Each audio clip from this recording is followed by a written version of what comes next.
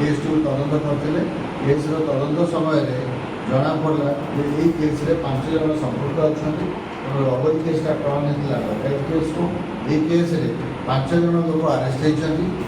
ଆରେଷ୍ଟମାନଙ୍କ ଭିତରେ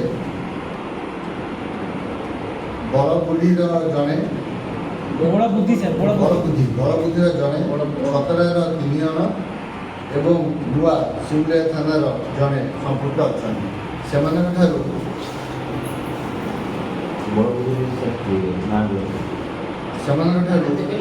କେସ୍ରେ ସମ୍ପୃକ୍ତ ଥିବା 2ଟା ମୋଟରସାଇକେଲ, ଗୋଟେ ଗ୍ଲାମର ମୋଟରସାଇକେଲ, ଗୋଟେ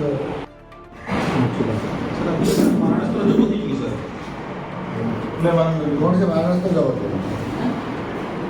महाराष्ट्र किस जगह? रात्रि 10टा।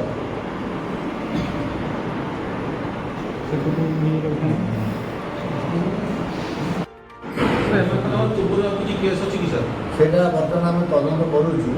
तदंत बर्तमान चली विषय डिटेल आम नौ से जना पड़ी से केस आगे संपर्क अच्छा